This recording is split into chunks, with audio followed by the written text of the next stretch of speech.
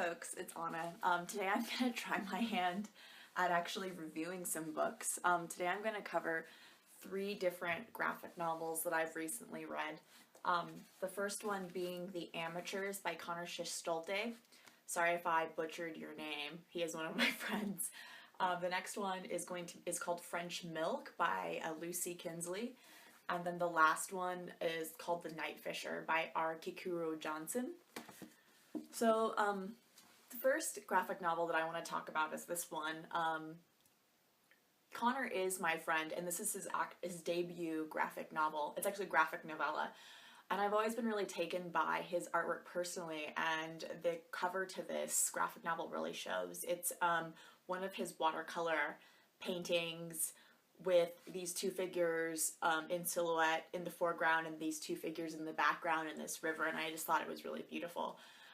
This novel is excellent. Novella is excellent, but I do forewarn, if you do get it to read it, it does have a lot of graphic violence. The 2 main characters are butchers, and they suffer some sort of amnesia, and we don't know why. So it actually chronicles 2 different stories. The story of these butchers who have some sort of an amnesia and can't figure out their job, and then also this girl and a group of girls who are in some sort of boarding school, perhaps, that is also along this river.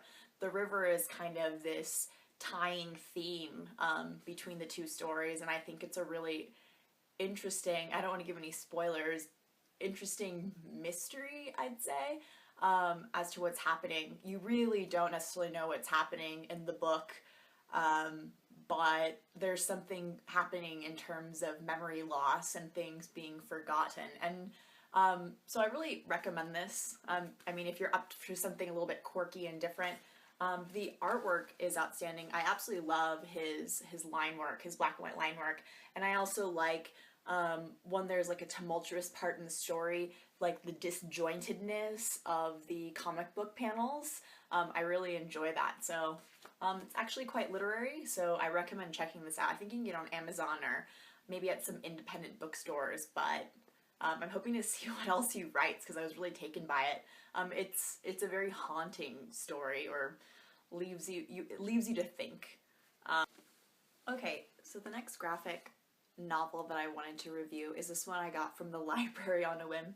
It's called French Milk, and it's about Lucy Knisley, and it basically is her diary and her drawings of her trip to Paris with her mother when she was 22, and they basically rented an apartment in Paris and lived there for about 5 or 6 weeks. Now, I really didn't like this book at all. I really didn't enjoy it.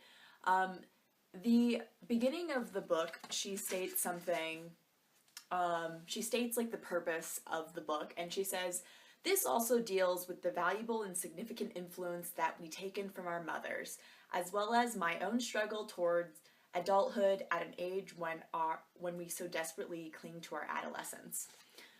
So, yeah, her mother is in the story, but through their trip, there is no sort of substance, in my opinion, or at least it's not shown in here. There's no sort of chronicling of some sort of struggle or some deep connection with their relationship. It being about her being an adolescent, yes, that is what this is basically about. She's 22, which I can't relate to her, because as a 22-year-old, I just didn't relate. I can't relate to her at all. She's basically on this trip where she spends a lot of money, and she chronicles everything they eat at all these fine fancy restaurants and things like that, and all these different French foods that they consume. And that's all fine and dandy, but also in her adolescence, there's a lot of complaining, I find. How she's homesick for her boyfriend only after maybe 2 weeks, even though she's only there for about 5 or 6 weeks total. And it's just hard, maybe from an outside perspective, to want to hear her complain when all I see is a beautiful, amazing vacation.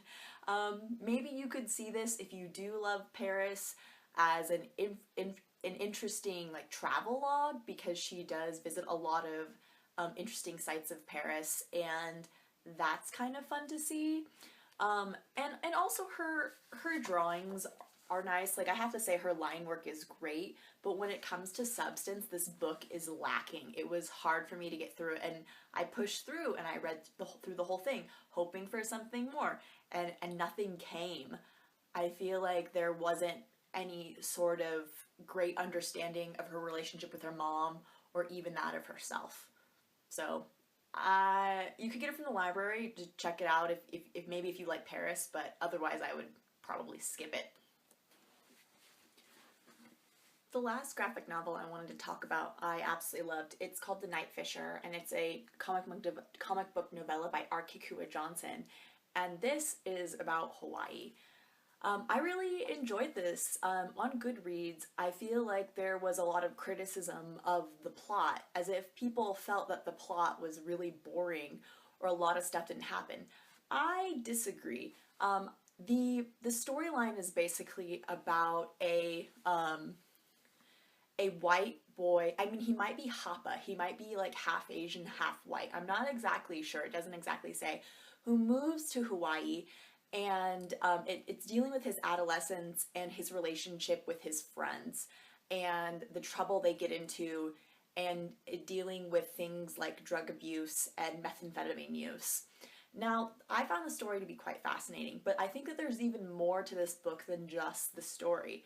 The story is telling of a lot more going on there. Basically, the relationship between the local Hawaiian population and outsiders who've come into Hawaii, that being, the character himself or other people who are considered like white to the Hawaiians, or I think it's called like Haole. I don't know if that's the correct pronunciation of the name, but they have it mentioned in the book. And throughout this book, there's a lot of clash between that, like the clash between these differences in race and class. And I think when we think of Hawaii, we usually don't think about these ideas of Hawaii. We see it as a place of like a Hawaiian destination, a tropical destination, a place that you go on vacation, and we're not addressing like the history of Hawaii or what has happened in Hawaii. And I think this book subtly does that. In the book, there's a lot of mentioning of things like native plants and invasive species and things of that sort. And I think that subtle information really mirrors the relationship between the characters in this book and what's happening in Hawaii, and that's what makes it really interesting. So as you read the book, there's a lot of information about that, and there's a lot of little details to be found about the culture of Hawaii, and I think that's what makes this book special. It's very subtle, and I do recommend not missing out on the notes page. I think that all the information is important. So to me, this book was great. It's the plot line leads you to want to know more about Hawaii or know more about what's happening there culturally. And I think that's what makes this a great book. It's not just about adolescence. It offers you something more, like something to investigate and learn. So I really enjoyed it. I got this from the library, and I recommend others check it out. If you want to learn about Hawaii or a place that you have no idea about, I recommend you check it out. Thanks.